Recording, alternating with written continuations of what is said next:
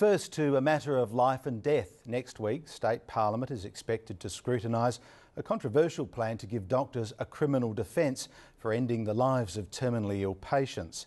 The bill's been slammed by the Australian Medical Association as vague, unnecessary and open to abuse.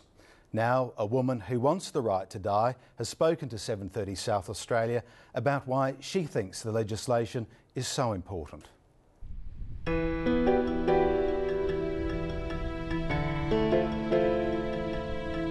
Port Broughton on South Australia's Spencer Gulf is one of those postcard-perfect towns. Tourists stroll along the jetty and waves lap gently at the shore. But much of this idyllic scene is lost on one of the town's residents.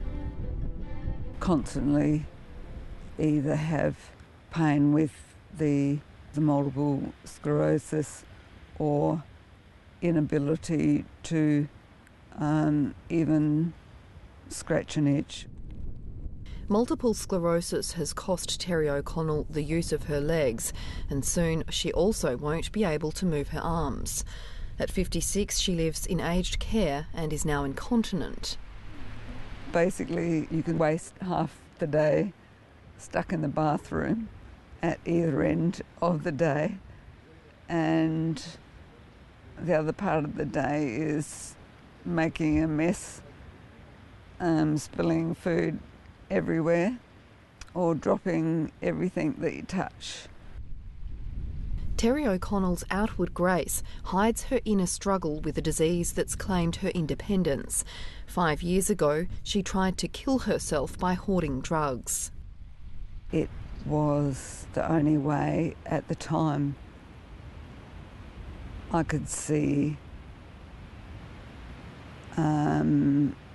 of a way to deal with it. Now she's pitching her hopes on new laws being debated in South Australian Parliament. How are the numbers shaping up for the Medical Defences Bill? It's looking pretty positive at the moment. Steph Key won't say how many MPs support her plan to give doctors a criminal defence when they fast-track the death of terminally ill patients. It only really comes into play if a doctor is charged, but it provides that extra defence for a doctor should they accede to their patient's request. The Australian Medical Association is doing its best to stop her.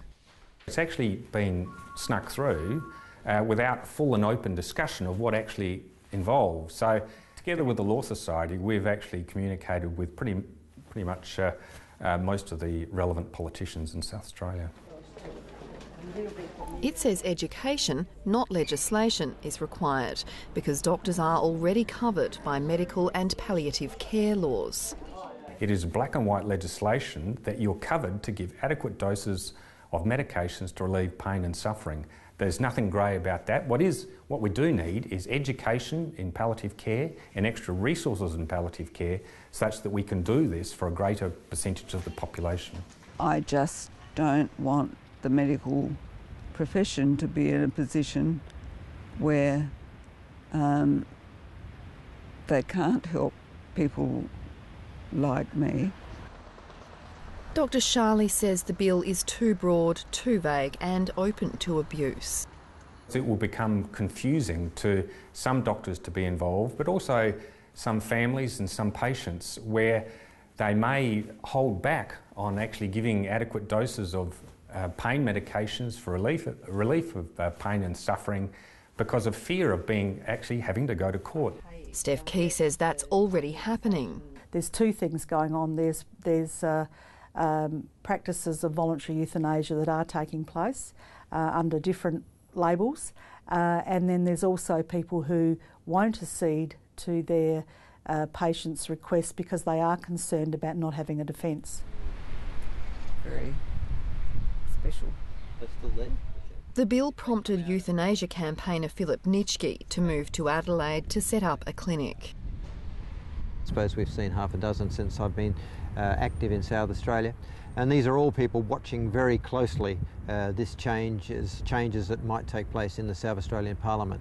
It is similar to the legislation introduced in the Netherlands, which was basically the foundation for setting up an industry of euthanasia, where people from all around the world travel to that country to be euthanased. I don't think I'd like to see South Australia be that centre. They should recognise the fact that these are very fiercely debated issues in society, and them as a professional association effectively recognise that within their own ranks there are varying opinions and then take a non-position. It's up to doctors to act on their own consciences on matters such as death and dying. There are some AMA members who support voluntary euthanasia. There are some who are against it. The consensus of the council of AMA is that we don't. But the AMA would support an informed public debate. Terry O'Connell can't afford the trip to those parts of Europe where euthanasia would be available to her. She's contemplated refusing food, drink and medication, an option the South Australian courts ruled legal for another woman last year. She's also considering applying to the Therapeutic Goods Administration for a special exemption to import drugs which could end her life. At the end of the day, Steph Key's bill will be decided on by politicians. When the AMA took a position against the Northern Territory legislation back in 1996, that was the world's first legislation for voluntary euthanasia, it almost wrecked the bill.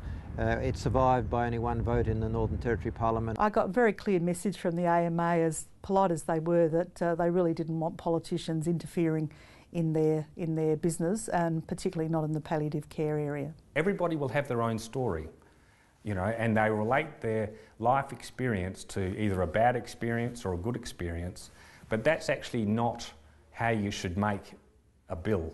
You shouldn't do it in relation to their own personal experience.